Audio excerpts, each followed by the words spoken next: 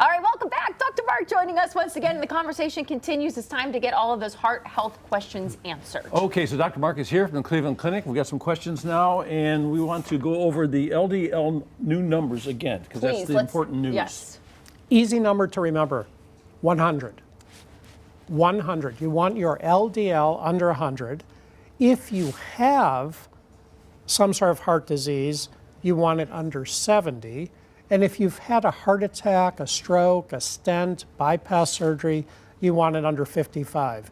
So for everyone, 100 or less. And then if you've got other heart issues, even lower. I tell you, that is a real, I mean, if you had a heart attack or something, you're ready to get it to 50. You'll do anything to get it to 50. And to get it to those levels, sometimes we need help with, that's where a statin would come in, right? Yeah, and statins are lifesavers. They've been around for 50 years. They're super safe. Statins save lives. So many people are afraid of statins. Shouldn't be afraid of them. They save lives. If people don't tolerate statins, if they get muscle aches and pains or side effects, there are other options. Okay. I want to get to, I have a question for you, but I want to make sure we get theirs answered first. So someone asked, would you recommend getting a calcium score for your heart? And then where would a CT scan fit in that? Would you need that at any point? The calcium score actually is from a CT scan. So the calcium score equals CT scan of the heart. And what the calcium score detects is how much calcium is in the heart, because plaque often has calcium. So if you have calcium in the heart, it shows up as a score, which is plaque. Who should get one? Not everyone. You should get one if you're a man 45 years of age or older, or man 40, woman 45, and you've got other risk factors, and you're trying to decide, should I be on a statin or not? So not everyone should run out and get a calcium score. You see it on billboards, you know, $400, get a calcium score. Talk to your doctor before you spend the $400. There you go. Okay, this is interesting. Why does an enlarged heart happen, and is there anything to make it better? Enlarged hearts happen for a variety of reasons. The most common is heart damage, and the heart dilates or stretches. And if you have an enlarged heart, which you can detect on an X-ray, you should see a cardiologist. It could be the arteries on your heart, it could be the valves, but it is worth investigating. And yes, there are medicines that can make it better. It can get better. If it's a leaking valve, the kind of thing I fix your valve, your heart shrinks.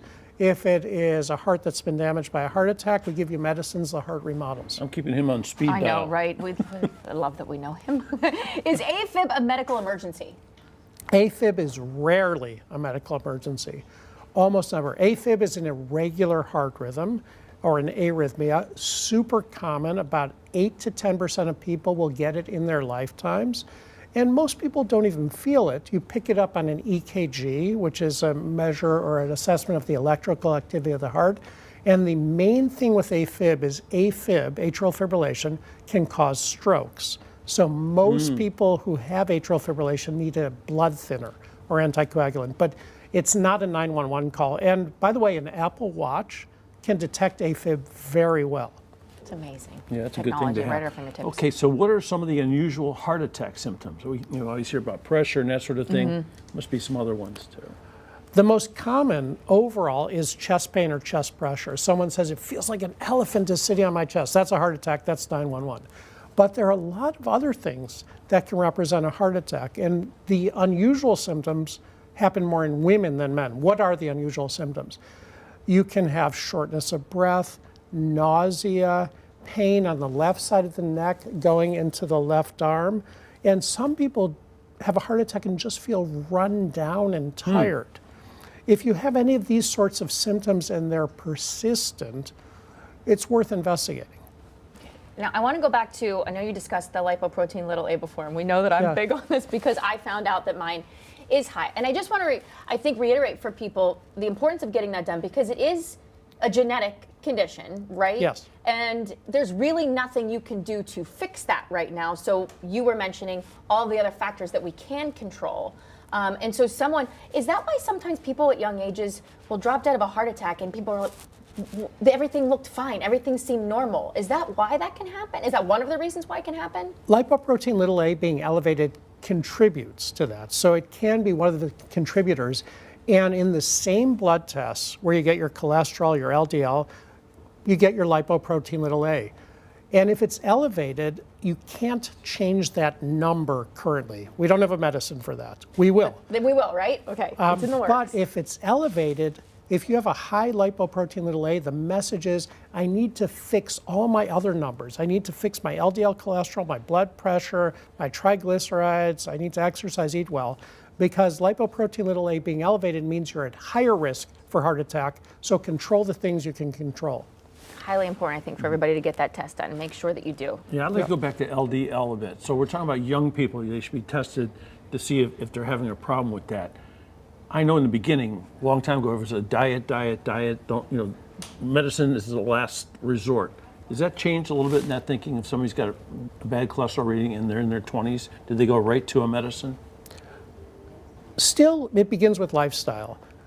You said something really important. If you're in your 20s, get a cholesterol test. Find out your LDL. If it's elevated, the next step is, as you said, diet, exercise, and do what you can, get it retested. If it's still elevated, meaning you're still over 100 and you just can't bring it down, a low dose of a medicine, usually a statin, is going to be a good idea. Because you don't really have heart disease when you're 20, but if you let that sediment keep building up in the pipes. It's like a plumbing problem. Yes. I mean, the sediment, which is the plaque in the arteries, is going to keep building up. And when you're 60, that artery, that pipe gets clogged. It's a hurdle. That's a heart attack. So you're 20 now, set yourself up for success by age 60 by controlling your LDL. Man, I love that. Prevention.